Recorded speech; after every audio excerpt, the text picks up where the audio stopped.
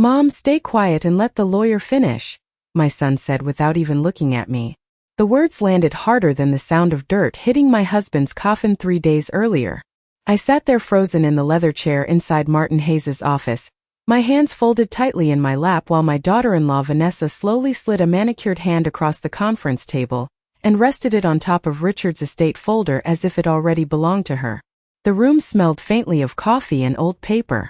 Outside the tall windows, Chicago traffic moved through the rain in long silver streaks, but inside that office, everything felt still. Too still. Martin cleared his throat awkwardly and adjusted his glasses. He had known my husband for more than 30 years. He'd been at our anniversary parties. He'd held our first grandson as a baby. But even he avoided my eyes that morning. "We're simply reviewing the estate structure," he said carefully. Estate structure. Such cold words for a life built over 42 years. Richard and I had bought our first apartment with money saved from double shifts and garage sales. We raised Daniel in a tiny brick house before moving into the lakefront home after Richard's business finally succeeded. Every room in that house carried memories. Christmas mornings. Burned Thanksgiving pies. The height marks we penciled onto the pantry wall as Daniel grew taller year after year. Yet suddenly listening to my own son speak to me like an unwanted outsider, I realized none of those memories protected me anymore. Vanessa crossed one elegant leg over the other and gave me a smile so polished it almost looked kind. "Evelyn, this process can be overwhelming," she said softly. "Maybe it's better if Daniel handles the complicated parts for now." For now. I noticed the way she said it. Temporary words that never meant temporary things. Daniel finally looked at me then, but not the way he used to. Not like the little boy who once cried when I left him at kindergarten. His expression held impatience now. Exhaustion. Almost embarrassment. "Mom, we're trying to make this easier for everyone," he said. Easier. Funny how cruel people always choose gentle words right before they take something from you. I glanced down at the folder in front of Martin. Richard Carter Estate. The letters blurred slightly. My husband had died from a heart attack while watering the hydrangeas in our backyard. One moment he was alive, complaining about the Cubs bullpen and asking what we wanted for dinner. 20 minutes later he was gone. Since then the house had filled with casseroles, sympathy cards and silence. Endless silence. But underneath all of it something else had been growing. Something cold. Vanessa had started rearranging kitchen cabinets 2 days after the funeral. Daniel had moved Richard's watches out of the bedroom without asking me. Last night I found my framed wedding photo missing from the fireplace mantel. Small things. Quiet things. The kind that make you question yourself before you question other people. Martin opened the folder slowly. "Richard made several revisions over the last year," he began carefully. Vanessa straightened immediately. Daniel leaned forward. "And suddenly I remembered something my husband whispered to me 6 months earlier while we sat on the back porch watching the sun disappear behind the lake. 'If anything ever happens to me,' he'd said quietly, 'promise me you won't let people pressure you into silence.' At the time I laughed and told him he was being dramatic. Sitting there now, staring at my son's hardened face while rain tapped softly against the office windows, I realized Richard hadn't been dramatic at all. He had been trying to warn me. The rain followed me home from Martin's office that afternoon. Thin gray sheets slid across the windshield while downtown Chicago disappeared behind me one blurry traffic light at a time. Daniel offered to drive separately with Vanessa, saying they needed to stop somewhere for lunch first. Lunch. 3 days after reading his father's will. I sat alone in the passenger seat of Richard's old Lincoln, gripping the edge of my coat while the radio hummed softly with songs neither of us ever liked. When I pulled into the driveway, the house looked unfamiliar somehow. Too quiet. Too large. The hydrangeas Richard planted 20 years earlier still lined the walkway, their pale blue flowers heavy with rainwater. He used to trim them himself every Saturday morning while drinking coffee from the cracked navy mug our grandson made him in 2nd grade. I stayed in the car for almost 10 minutes before going inside. I think part of me already knew something had changed while I was gone. The front door opened into silence. Not peaceful silence. Empty silence. The kind that makes every small sound feel intrusive. I set my purse on the hallway table and immediately noticed the framed wedding photo missing from the wall beside the staircase. Richard and I standing under strings of white lights in 1981, his arm around my waist, my veil blowing sideways in the summer wind. Gone. I stood there staring at the pale rectangle left behind on the wallpaper. Then I heard laughter upstairs. Vanessa's laughter. Light. Carefree. Completely untouched by grief. I climbed the stairs slowly, one hand brushing the wooden banister Richard refinished himself 15 years ago. At the top landing I stopped cold. The master bedroom door was open. My closet stood half empty. Garment bags hung across the bed. Vanessa moved around the room folding silk blouses into drawers while Daniel carried one of Richard's old boxes toward the hallway. Neither of them noticed me at first. "The guest room has better morning light anyway," Vanessa said casually. "She will probably be more comfortable downstairs eventually." Eventually. Daniel nodded without emotion. "We should start organizing the office next weekend too." My husband's office. His books were probably still open exactly where he left them. I felt something tighten slowly in my chest, not sharp enough to be anger yet, just recognition, like finally seeing a picture clearly after staring at it out of focus for too long. Vanessa turned then and gave a startled little smile. "Oh, Evelyn, we were just trying to help simplify things for you." Simplify. Another soft word hiding something ugly underneath. I looked at my dresses folded carelessly across the guest's bed. 42 years inside that room reduced to piles and cardboard boxes before the flowers from Richard's funeral had even begun to. Daniel finally met my eyes for half a second. "Mom, it just makes sense," he said quietly. "The stairs are hard on you now." I almost laughed at that. 2 weeks earlier, I had climbed 4 flights at Navy Pier with my granddaughter while Daniel complained about his knees. But I said nothing. That was the strange thing about grief. It does not arrive all at once. It peels pieces away quietly. First your husband, then your routines, then your place at the table. Then one day you walk into your own bedroom and realize someone else has already started imagining life there after you are gone. The next morning I woke before sunrise out of habit. Richard always liked breakfast early. 2 scrambled eggs, wheat toast, and black coffee strong enough to wake the entire neighborhood. For 42 years my mornings had belonged to routine. The quiet clink of plates. The smell of coffee drifting through the kitchen. The sound of the newspaper unfolding across the table. But now the kitchen felt hollow. Too clean. Too organized. Vanessa had already rearranged half the cabinets. I reached automatically for the coffee mugs beside the stove and paused when Richard's navy mug was gone. Not broken. Not packed away carefully. Just gone. I stood there staring at the empty shelf longer than I should have. Then I heard voices outside on the patio. Daniel and Vanessa. Their words floated faintly through the cracked kitchen window while I remained still beside the sink. "The realtor can come Friday," Vanessa said quietly. "The market is still strong near the lake." Realtor. My fingers tightened around the edge of the counter. Daniel sounded uncertain. "Maybe we should wait a little longer." "Daniel," Vanessa replied patiently, using the same tone people use with children who are struggling to understand something obvious. "Your mother cannot maintain a 5-bedroom house alone. We have to think practically now." Practically. There was that word again. Everything became practical after a funeral. People stopped talking about memories and started talking about square footage, property taxes, storage space, downsizing. I quietly stepped away before they could realize I had heard them. Upstairs, I opened Richard's office for the first time since the funeral. The room smelled faintly of cedarwood and old books. His reading glasses still rested beside the lamp. Legal pads covered in his neat handwriting sat stacked beside the computer monitor. For a moment it almost felt as though he might walk back in carrying one of his ridiculous travel mugs and ask why I looked so serious. Then I noticed the desk drawer hanging slightly open. Richard never left drawers open. Ever. I moved closer slowly. Inside, the folders had been disturbed. Papers shifted out of order. Empty spaces where documents once sat. My stomach tightened. Richard kept everything meticulously organized. Insurance papers in blue folders. Tax records in black. Investment documents labeled by year. But now entire sections were missing. I opened the bottom drawer where he stored personal records. Empty. completely empty except for one old fountain pen rolling quietly against the wood. I sat down heavily in his leather chair. Something cold settled over me then. Not panic. Not even grief. Recognition. Daniel had always hated paperwork.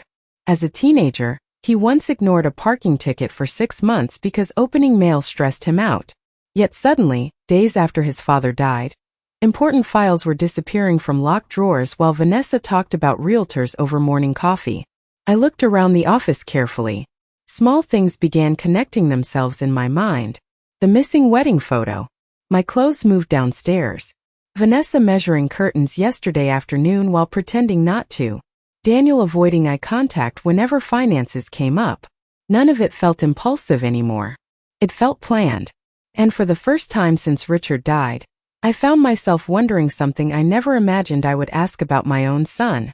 How long had this already been decided before the funeral flowers even arrived? That evening, the house filled with the smell of garlic butter and rosemary chicken. Vanessa believed expensive meals could disguise tension the same way scented candles disguise smoke after something burns. She moved around the kitchen gracefully, setting out wine glasses and linen napkins while soft jazz played from the speakers Richard installed years ago. Watching her there almost felt surreal. 3 days ago she stood beside me at the funeral wearing pearls and holding my hand while people offered condolences.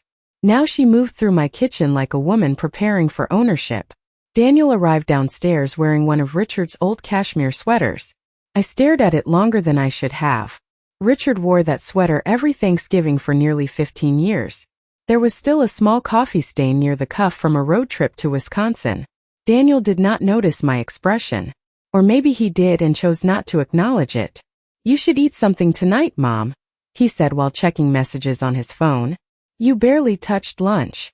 I nodded quietly and sat at the dining table. The same table where Richard once helped Daniel build science fair projects from cardboard and glue. The same table where we celebrated college acceptances, birthdays, promotions, anniversaries. Families do not collapse all at once. They erode slowly in ordinary rooms while nobody says the real thing out loud. Halfway through dinner, Vanessa placed her wine glass down carefully and smiled across the table at me. "I spoke with a designer this afternoon," she said lightly. "If we open the back wall near the lake view, the property value could increase dramatically." Property value. Not home. Not memories. Property. Daniel nodded immediately. "That side of the house does feel outdated." I looked down at my plate. Richard built that back wall himself with reclaimed cedar after we could not afford contractors in the early years. We spent 3 weekends staining every board by hand while Daniel played in the backyard with a plastic baseball bat. Suddenly I could hear Richard's laugh so clearly in my mind that my chest physically hurt. Vanessa continued speaking casually, cutting into her chicken with perfect calm. "And honestly, the upstairs layout would work much better without so many unused rooms." "Unused rooms?" She said it while looking directly at me. Not cruelly. That was the disturbing part. Vanessa never sounded openly cruel. Her words always arrived wrapped in politeness, smooth enough to make you question whether the insult happened at all. Daniel finally noticed the silence stretching across the table. "Vanessa is just trying to think ahead," he said quietly. "For everybody." There it was again. Everybody. Strange how quickly widows stop counting as part of everybody. I pushed food around my plate while rain tapped softly against the windows overlooking Lake Michigan. Then Vanessa smiled gently and said the sentence that changed something permanently inside me. "This house is honestly too much for one older woman alone." Older woman. Not Evelyn. Not Mom. Just an aging inconvenience standing between them and the future they had already started imagining. I expected Daniel to object. To say something. Anything. Instead, he took another sip of wine and stared down at the table. In that moment I realized something far more painful than betrayal itself. My son was not being controlled. He was participating. After dinner, I carried my untouched plate into the kitchen, while their quiet conversation continued behind me. I rinsed dishes slowly beneath warm water, staring out the darkened window toward the lake. Richard used to tell me I underestimated my own strength. Back then, I thought he meant surviving hardship together. Standing there alone in the kitchen while strangers discuss redesigning my life around me, I finally understood what he had really been trying to prepare me for. I could not sleep that night.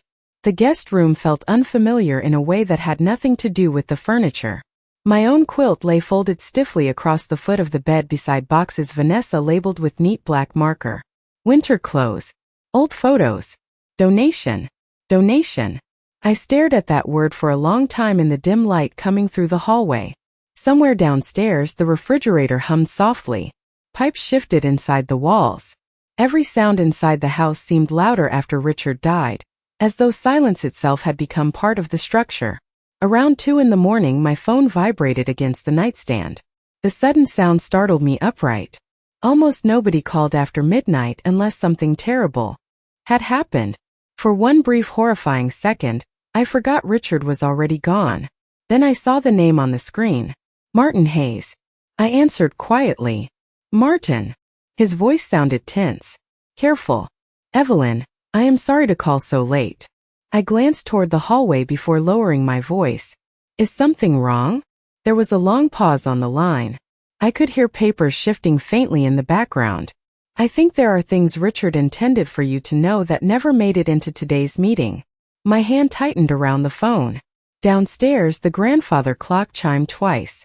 2 slow hollow notes drifting through the dark house. What things? I whispered. Martin exhaled heavily before speaking again. About 8 months ago, Richard came to my office privately. He was concerned about certain financial decisions Daniel had started making. I sat perfectly still. What kind of decisions? Large withdrawals. Property discussions. New investment accounts Vanessa encouraged him to open. Richard felt uncomfortable with how involved she had become in family assets. Assets. Such a cold, clean word for the life my husband spent decades building. I pressed my fingers against my forehead, suddenly exhausted in a completely different way. Why did he not tell me? Because he did not want conflict inside the family, unless he was absolutely certain. That sounded exactly like Richard. Careful. Patient. Always hoping people would choose decency on their own. Martin lowered his voice further. Evelyn, there is something else. My heartbeat slowed strangely then, the way it does right before bad news arrives. Richard rented a private safety deposit box at First Northern Bank last spring. I frowned. A safety deposit box? Yes. He instructed me not to discuss it unless... Martin hesitated. Unless you were ever pressured regarding the estate. I looked around the dark guest room. The stacked boxes. The borrowed space. My life quietly being packed away floor by floor while everyone spoke to me in gentle practical tones. Suddenly Richard's strange comments over the past year came rushing back to me. The questions about whether I knew where important documents were. The insistence that I learn online banking passwords myself. The afternoon he asked me if I would be all right living independently someday. At the time I thought he was simply getting older. Preparing responsibly. Now every conversation felt different. Like pieces of a warning I had failed to hear while he was still alive to say it clearly. Martin, I said softly, what exactly did my husband think was going to happen? The line went quiet for several seconds before he finally answered. I think Richard was afraid that after he died, people would mistake your kindness for weakness. I sat there in silence long after the call ended. Downstairs, somewhere beyond the dark hallway, I heard soft footsteps moving through the kitchen. Vanessa. Probably unable to sleep. Or maybe planning something else for the house she already believed belonged to her. The following morning, the house smelled faintly of fresh paint samples and lemon furniture polish. Vanessa had spread color swatches across the kitchen island beside her untouched cup of coffee. Warm sand. Coastal mist. Soft linen white. Names designed to make strangers feel peaceful, while erasing the lives of the people who lived there before. I walked into the kitchen quietly and noticed she quickly flipped one brochure upside down when she saw me. But not quickly enough. Luxury assisted living communities across Illinois. My eyes lingered on the gold lettering for one silent second before I poured myself coffee. Vanessa smiled too brightly. Good morning, Evelyn. Did you sleep any better? I nodded once. Enough. She tilted her head sympathetically. Grief affects everyone differently. Funny how often she talked about grief without ever seeming to feel any herself. Daniel entered a few minutes later wearing gym clothes and carrying his car keys. "Vanessa found a really nice place in Evanston yesterday," he said casually while opening the refrigerator. "They have lake views, chef-prepared meals, yoga classes. It could actually be good for you socially." Good for me socially. I stared at the steam rising from my coffee mug. 3 days earlier I still slept beside my husband. Now my son discussed relocating me like he was recommending a retirement package to an employee. Vanessa slid the brochure gently across the counter toward me. "It is important to think ahead before winter," she said softly. "This house becomes difficult during snow season." Snow season. Richard used to shovel our driveway himself even after turning 70 because he said paying teenagers $30 for uneven work offended his sense of pride. I looked down at the brochure. Smiling silver-haired couples walked through gardens under perfect sunshine. Everybody looked pleasantly medicated and professionally lonely. "I have not agreed to leave my home," I said quietly. The room went still for half a second. Daniel closed the refrigerator door harder than necessary. "Nobody is forcing you," he replied quickly. But he would not meet my eyes when he said it. Vanessa recovered first. She placed one manicured hand gently over mine with practiced warmth. "We are only trying to make sure you are cared for." Cared for. Such a beautiful phrase for removing someone from the center of their own life.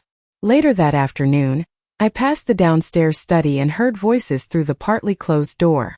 Vanessa speaking first. "The bank accounts need to be consolidated before she starts asking more questions." Questions? Daniel sounded anxious. "Martin already thinks something is off." "Then stop acting nervous," Vanessa snapped quietly. Silence followed. Then Daniel spoke again, lower this time. "What if she finds out about the transfers?" Transfers? My breath caught slightly. I stepped back from the doorway before the floorboards could betray me. Upstairs, I closed the guest room door carefully and sat on the edge of the bed. My hands felt strangely calm. Not because I was unafraid, but because fear had finally hardened into clarity. Everything Richard worried about was already happening. The pressure, the manipulation, the quiet attempts to shrink my world room by room until I accepted disappearing voluntarily. I looked toward the stacked boxes beside the closet. Donation, winter clothes, old photos. It suddenly occurred to me that Vanessa had labeled my entire life the way people label items before an estate. Sale, temporary, replaceable, disposable. I stood slowly and opened my purse. Inside, tucked beneath my wallet, rested the small slip of paper Martin gave me before ending the call. First Northern Bank. Safety Deposit Box 214.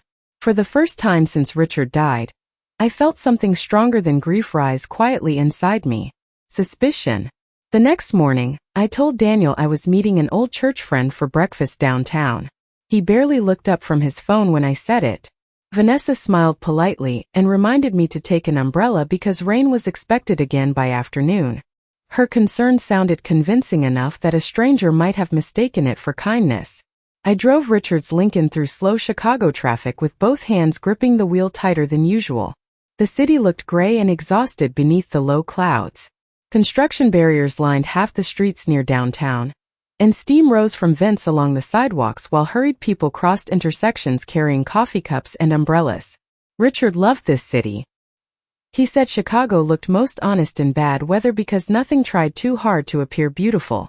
First Northern Bank stood between a law office and an old jewelry store near Michigan Avenue. The marble lobby smelled faintly of polished wood and expensive perfume. I suddenly felt underdressed in my navy coat and sensible shoes, like a widow wandering into someone else's world by mistake. But the young woman at the front desk smiled warmly when I gave Richard's name. "Mr. Carter arranged authorization for you personally, Mrs. Carter," she explained. Personally. The word settled heavily in my chest. A bank manager escorted me downstairs into the vault area where thick steel doors lined narrow carpeted hallways. Everything felt quiet in that strange insulated way banks always do, as if even people's voices become smaller around money. He unlocked the deposit box and left me alone inside the small private room. For a moment, I simply stared at the metal container resting on the table. My hands trembled slightly as I opened it. Inside sat several neatly organized folders, a sealed envelope with my name written in Richard's. handwriting, and a small velvet jewelry pouch. I picked up the envelope first. Evelyn. Just seeing my name in his handwriting nearly broke me. I opened it carefully and unfolded the letter inside. My dearest Evelyn, if you are reading this, then things unfolded exactly the way I feared they might. I had to stop for a moment because my vision blurred instantly. I pressed my fingers against my mouth until the shaking passed. Richard's words continued across the page in the same steady handwriting. I had watched Phil birthday cards and grocery lists for 4 decades. I did not want to believe Daniel would allow himself to be influenced against you, but over the last year I noticed changes that troubled me deeply. Vanessa became increasingly involved in financial discussions that never concerned her before. Daniel stopped asking questions and simply agreed with whatever she suggested. Most painful of all, I began noticing the way they spoke about this home as though it already belonged to them. I lowered the letter slowly. My chest felt hollow. Not because I was shocked anymore, but because Richard had seen everything while still hoping he was wrong. Beneath the letter sat copies of bank transfers, property records, and account statements with several transactions highlighted in yellow. Large amounts of money had been moved from shared family investment accounts into a separate business account under Daniel's name over the past 11 months. My stomach tightened as I turned each page. Then I reached the final folder. Trust documentation. Richard Carter Family Trust. My fingers froze on the paper. According to the documents, every major asset including the lake house, investment portfolio, and business shares had been transferred 6 months earlier into a protected trust controlled entirely by me.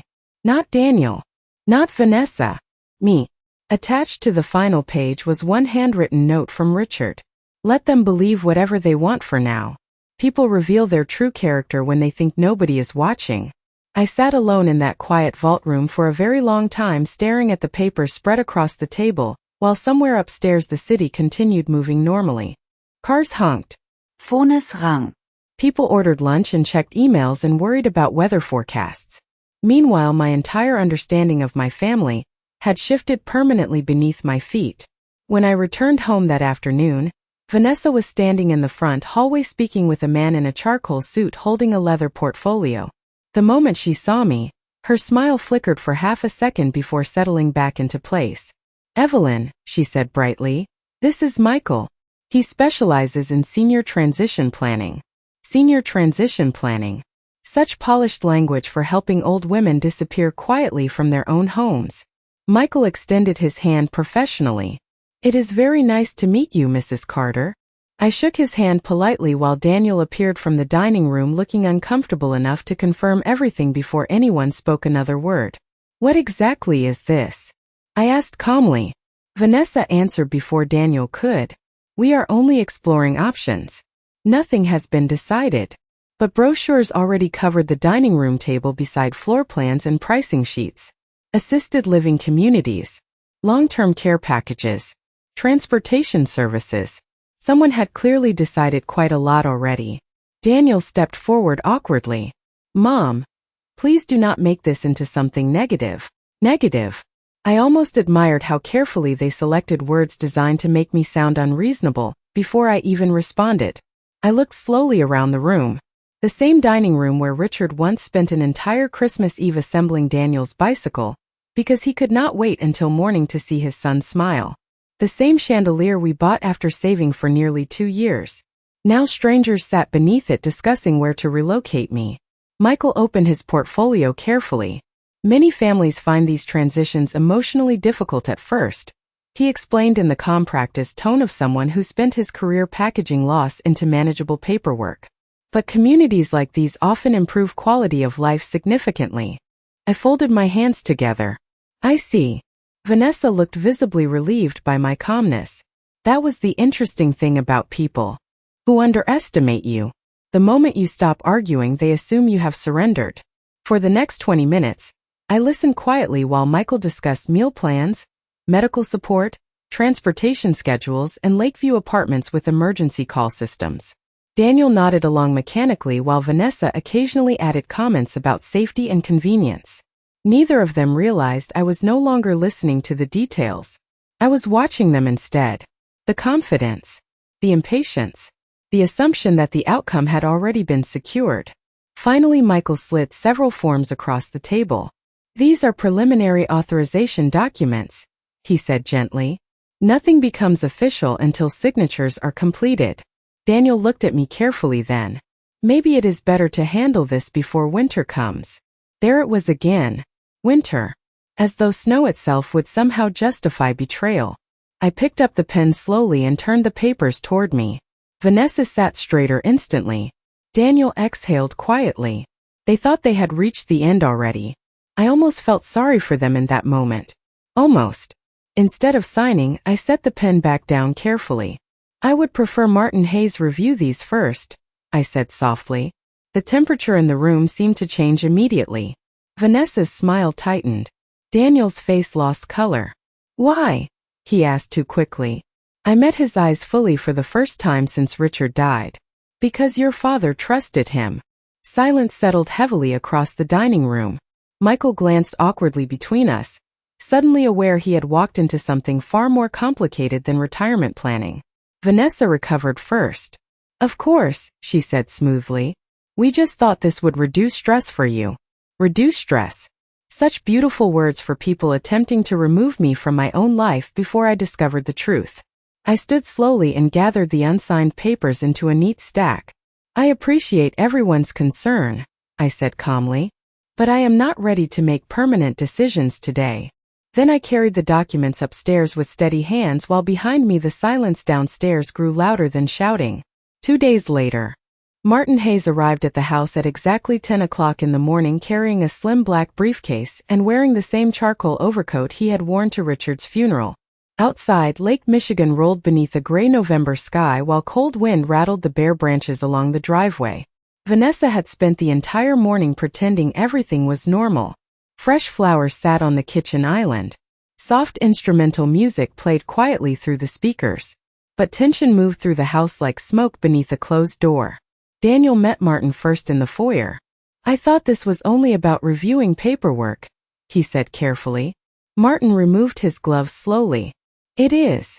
Vanessa appeared moments later wearing a cream-colored sweater, and the same practiced smile she used whenever guests were present. "Coffee, Martin?" she asked pleasantly. "No, thank you." His tone remained polite but distant. We gathered in the dining room where stacks of documents already waited neatly arranged beside Daniel's laptop. The assisted living form still sat near the center of the table. Seeing them there now felt almost absurd. Like props left behind after the audience finally understands the real story. Martin opened his briefcase carefully and removed several folders. "Before any further decisions are made regarding Mrs. Carter's residence or financial authority," he said calmly, "there are additional documents Richard Carter instructed me to present under specific circumstances." Daniel frowned immediately. Vanessa's smile faded by almost nothing, but enough for me to notice. "What additional documents?" Daniel asked. Martin slid a thick folder across the table toward him. 6 months ago, Richard transferred all major assets into the Carter Family Trust. Silence settled instantly across the room. I watched Daniel open the folder with growing confusion while Vanessa leaned closer beside him. Page after page turned beneath their hands. Property records, investment summaries, legal signatures. Then finally the trust authorization page naming me sole controlling trustee. Daniel looked up first. "This cannot be right." Martin's voice remained steady. "It is fully legal. And already executed." Vanessa spoke next too quickly. "Richard would never cut Daniel out of his own inheritance." "He did not cut him out," Martin replied calmly. "But he did place all decision-making authority solely in Evelyn's hands." Daniel stared down at the papers again as though reading them harder might somehow change the words. Why would he do this? Martin hesitated only briefly. Because Richard became concerned about financial pressure being placed on family assets before his death. The room went completely still. Vanessa's face lost color for the first time since I met her 12 years earlier. "That is ridiculous," she said sharply. "We were only trying to help manage things responsibly." Martin opened another folder quietly. "Then perhaps you can explain the unauthorized transfers from joint investment accounts into private business accounts under Daniel's control over the last 11 months. Daniel's head snapped toward Vanessa instantly. Not toward me. Not toward Martin. Toward her. That told me everything I needed to know. You said those transfers were approved, he whispered. Vanessa straightened immediately. They were business reallocations. Daniel knew that. But uncertainty had already entered the room now. And once uncertainty appears inside a marriage, it changes the air itself. Daniel looked suddenly smaller sitting there beneath the chandelier his father installed 20 years earlier. Not evil. Not powerful. Just weak. Weak enough to follow someone else while convincing himself he was still a good man. I sat quietly at the end of the table while Martin continued explaining the trust structure, legal protections, and financial restrictions Richard established months before his death.